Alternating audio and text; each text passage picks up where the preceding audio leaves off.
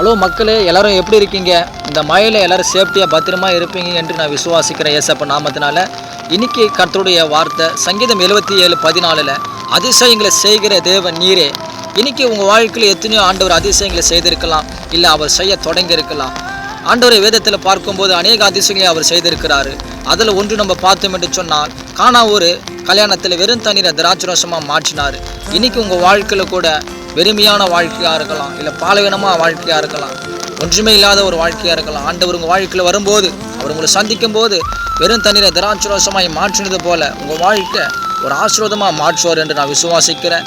அந்த குடித்த அந்த திராட்சரசத்தை எல்லா ஜனங்களும் ரொம்ப தித்திப்பாக இருக்கிறது, இந்த மாதிரி டேஸ்ட்டு நாங்கள் எங்கேயுமே குடிச்சதில்லை அப்படின்னு சொன்னாங்க. அதுபோல் உங்கள் வாழ்க்கையிலும் இப்படிப்பட்ட ஒரு ஆசீர்வாதத்தை, இப்படிப்பட்ட ஒரு அதிசயத்தை நாங்கள் எங்கே பார்க்கல அப்படின்னு நீங்கள் சாட்சி எழுப்புவீங்க. கர்த்தர் உங்களை ஆசீர்வதிப்பாராக. ஆமென்.